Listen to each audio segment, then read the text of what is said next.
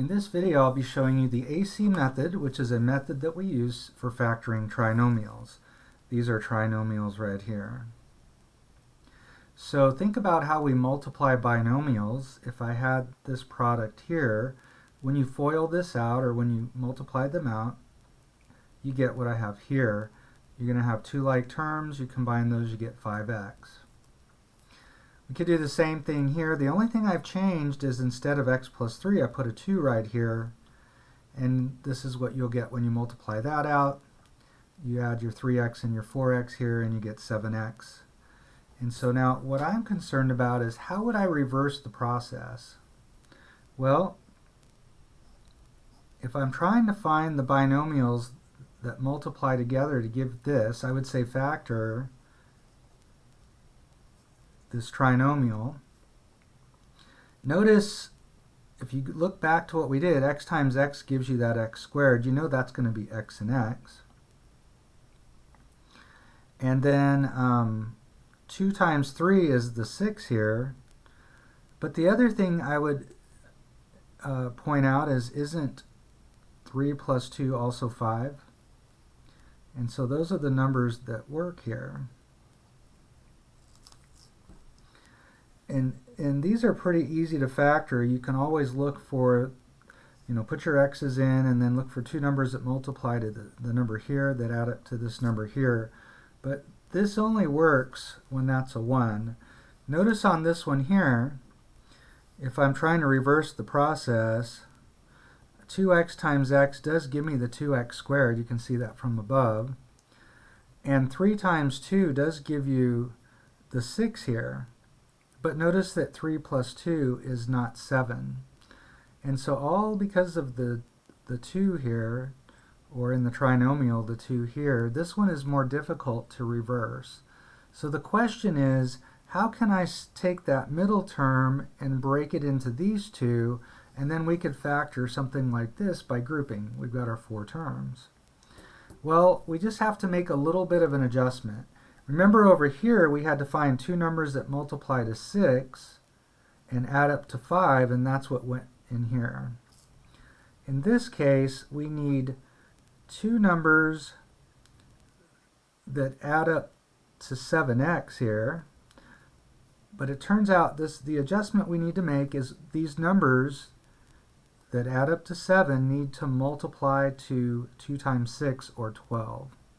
And in fact, we can't do it the way that we did this one over here. So we're looking for two numbers that multiply to 12 and add up to 7. And that's where we get the 3 and the 4.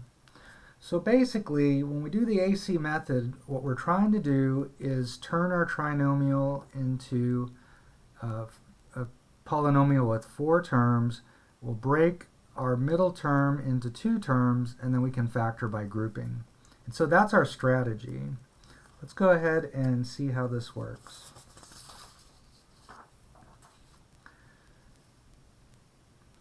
So here, I'm just going to go ahead and make a table. I'll put AC here and B here. Remember, A is the coefficient of x squared, B is the coefficient of x, and C is our constant. This is how we write a trinomial in general. So in our problem, AC is 1 times 12. Of course, that's 12. And our B term is 8. And so I'm going to break this into 2 terms. I need to find two numbers that multiply to 12 and add up to 8. Well, you could write out all the possible factors of 12. 1 times 12, 2 times 6, 3 times 4. That's going to be all of them. And notice the ones that add up to 8, that would be the 2 and the 6. Now this is the key step here. You've got to make sure these numbers are right. Notice, well, first of all, you've got to make sure the numbers that we put in the chart are correct. Remember, we said AC was the 12 and B was 8. And then make sure these numbers multiply to this number. So 2 times 6 is 12, and 2 plus 6 is 8. So once we know that's right, we're ready to plug in our numbers. So 8x is going to become plus 2x plus 6x. And we'll just bring the 12 down. So notice the x squared comes down, the 12 comes down. The middle term is split into 2x plus 6x. Now notice this is legal because 8x does equal 2x plus 6x. But now we're going to be able to factor this by grouping. So for the first two terms, we look for the GCF. It's going to be x. It'll be x times x plus 2.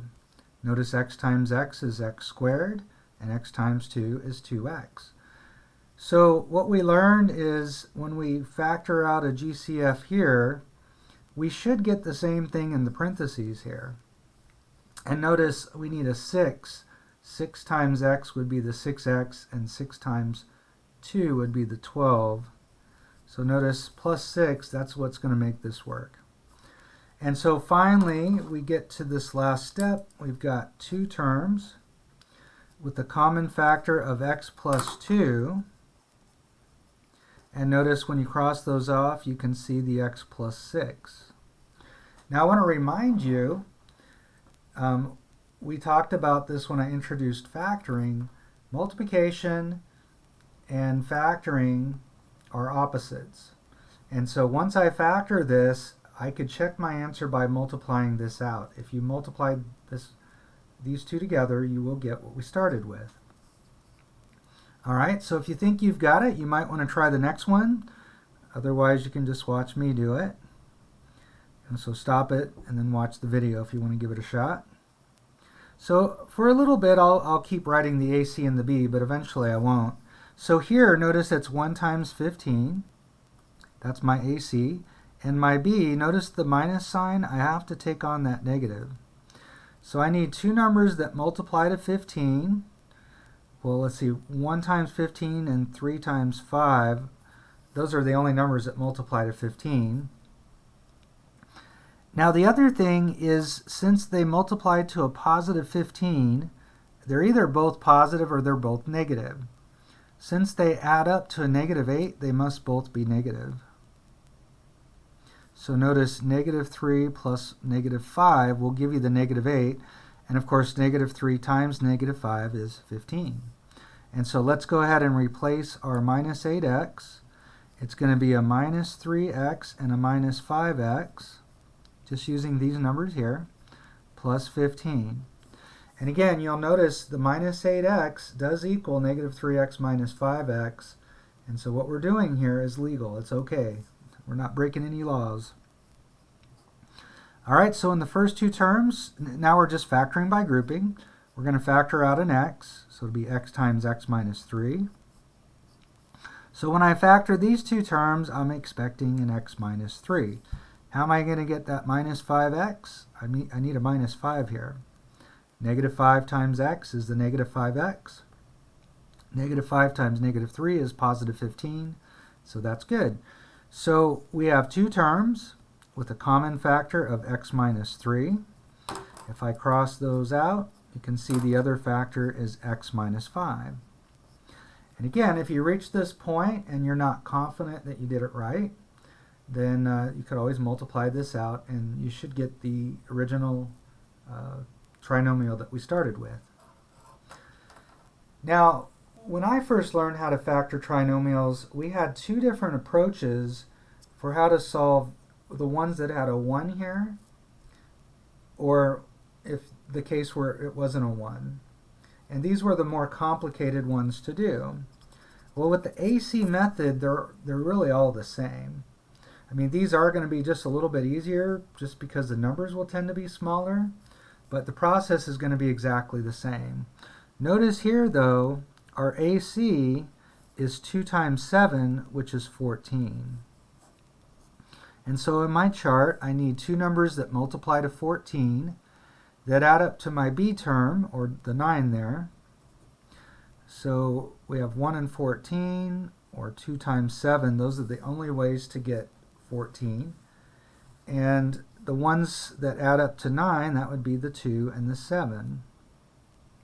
Now I do want to point something out. So far I've been putting all the possibilities out, so you can see that we can be very systematic as we do this and make sure we don't miss any possible factors. But as soon as you see the one that works, you're ready to go. You don't have to do all the numbers, all the factors. So I'm going to split my 9x into 2x plus 7x. This becomes 2x squared plus 2x plus 7x plus 7. So we'll factor by grouping now. This is 2x, let's see, times x plus 1. Over here, again, we're expecting a factor of x plus 1 in the parentheses. And notice to get that 7x, I need to multiply by a positive 7. Notice 7 times x is 7x, and 7 times 1 gives you 7. You should always check these. And again, we have two terms with a common factor, in this case of x plus 1. When I cross out the x plus 1s, you can see the other factor is 2x plus 7. Now normally by this time somebody will ask me a question, and this is it here. What if instead of putting the 2 here and the 7 here, or 2x and 7x, if I switch the order here? It turns out you still get the same answer. Your work's going to look a little different, but you'll get the same answer. So the order that you put these numbers is not important.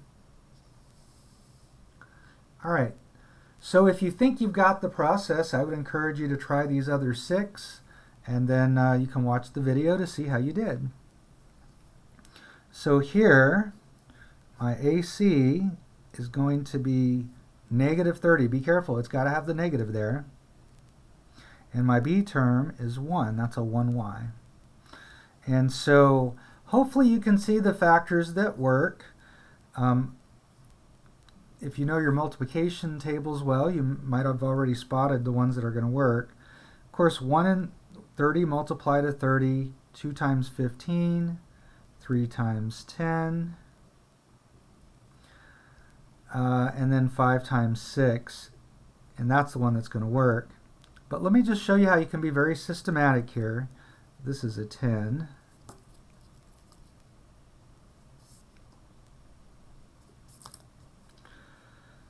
So when you multiply these numbers, you get a negative 30. That tells you that one of them's negative and one's positive. Since they add up to a positive 1, I want my bigger numbers positive and my smaller ones negative. Notice the one that adds up to 1 is negative 5 plus 6. And so I can split this. This will be rewritten as 3y squared minus 5x plus 6x minus 10. So again, if in your work you had these switched, it's not going to change your answer. Your work will look a little different though. Oops, and I'm using x's here, but these should be y's. If you split a y term, you definitely better get some y terms. Okay, so here, notice the only thing I can factor out is a y. It'll be y times 3y. That gives us this first term, minus 5. And so when I factor here, I'm expecting a 3y minus 5. And I need a plus 2 to get that 6y. And notice 2 times a minus 5 gives you the minus 10. So we have two terms with a common factor of 3y minus 5. If you cross that factor out, you can see the other one's going to be y plus 2.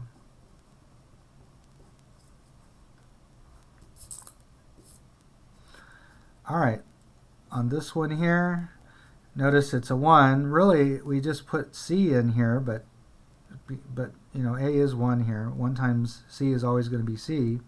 So we need two numbers that multiply to negative 16. That's my AC, and adds up to 15. So again, I'll go through all the possibilities. 1 times 16, 2 times 8, and 4 times 4.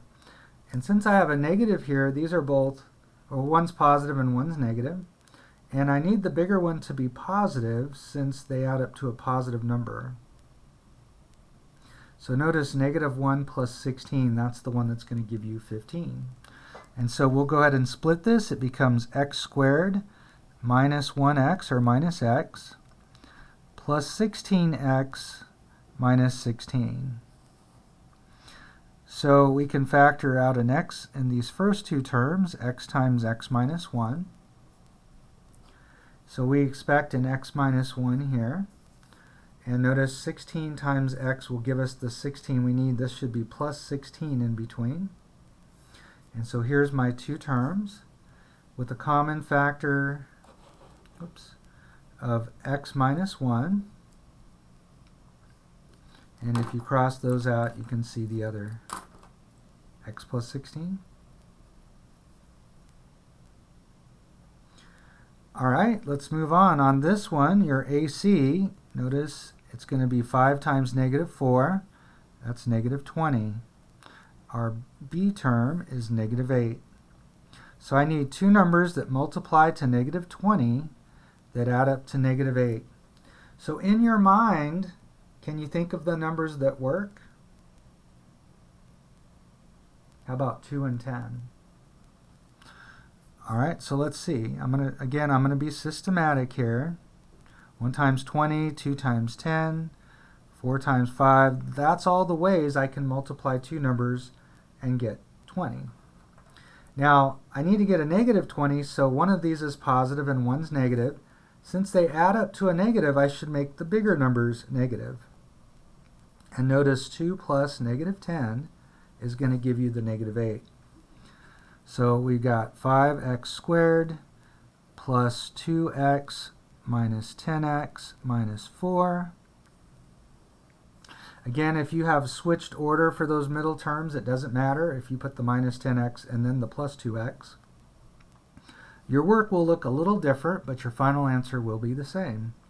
So here I can factor out an x times 5x plus 2. So I'm expecting when I factor here, factor out the GCF, I'll get a 5x plus 2 in the parentheses. Notice 5x times a minus 2 would give us the minus 10x. And negative 2 times 2 does give me negative 4, so we're good.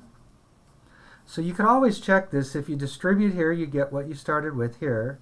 If you distribute here, you should get what you started with there. So our common factor is 5x plus 2. And the leftovers would be x minus 2. And again, like on a test, if you're not confident you got this right, you can always go back and multiply this and you should get what you started with. By the way, if you get your parentheses here on the first one and you just can't get it to work on the second one, then there's a good chance you made a mistake while you were here. If what you have in the parentheses is wrong here, it's going to mess everything up at that point. All right, let's look at these last three. So this one looks a little different, but what you find is we just end up with something like what we have here, but you're going to have x, well, in our problem, you're going to have x's here and y's here. All right, so let me show you. It's very similar to what we've been doing, even though it looks a little different. My a is 1, and my c is negative 8, so 1 times negative 8, we get negative 8. We're just multiplying these two together. B is negative 2. So there's not many factors of 8. It's either 1 times 8 or 2 times 4. Again, these multiply to a negative, so one of them's positive and one of them's negative. Since they add up to negative 2, I've got to make my bigger one negative. Notice 2 plus negative 4 gives you the negative 2. All right, so let's go ahead and split our term here, our middle term. Now here's the key. This is an xy term. When you split an xy term, you end up with two xy terms. And so this is plus 2xy minus 4xy minus 8y squared. All right, so let's factor by grouping just like we have before. X is our only common factor, so it'll be x times x plus, and then notice 2 times y times x would give us the 2xy. So when we factor here, we're expecting an x plus 2y. So notice I need x times something to give me a negative 4xy. I'm going to need a minus 4 and also a y. Notice minus 4 times y times x will give us the minus 4xy. Negative 4y times 2y gives us the negative 8y squared, so we're good. So we have two terms with the common factor of x plus 2y. And if we cross those factors off, our common factors, notice the x minus 4y will be our other factor. So again, notice, up here we had like x plus 2 times x plus 6. This is very similar, but this time we have a y in these two positions. That's all that's different about that one.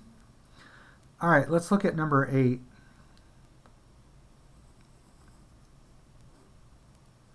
So notice here AC is 60 and B is negative 17. Now I want to show you something here because the numbers, as they get bigger, it makes this more difficult. As you're going through the factors of 60, you always start with 1. Of course, 1 times 60 is 60. We know 2 is a factor.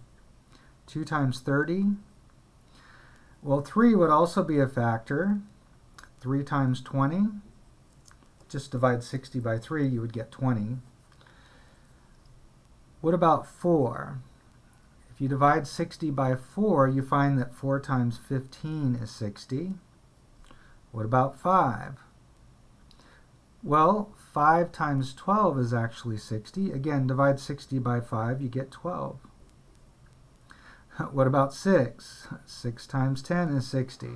You can see we've got a ton of factors here. Now, how far do I need to go to make sure I hit all the possibilities? Well, 7 doesn't divide in 60, and 8 doesn't divide into 60 either. And it turns out we can stop right here. So how did I know that I could stop right here and I don't have to go all the way up to 60 to check factors? Well, this is a simple trick. Notice 7 squared is 49. That's not bigger than 60, so I'm not going to stop. 8 squared is 64.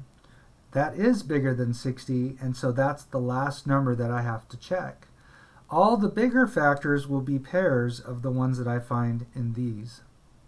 All right, so as soon as I get to a number whose square, so here 8 squared is 64, that number, as soon as its square is bigger than 60, I can stop at that point. I don't have to check anymore. All right, so let's see. We need two numbers that multiply to 60 and add to negative 17. Well, if they multiply to 60, they're both positive, or they're both negative. Since they add to a negative, they must both be negative.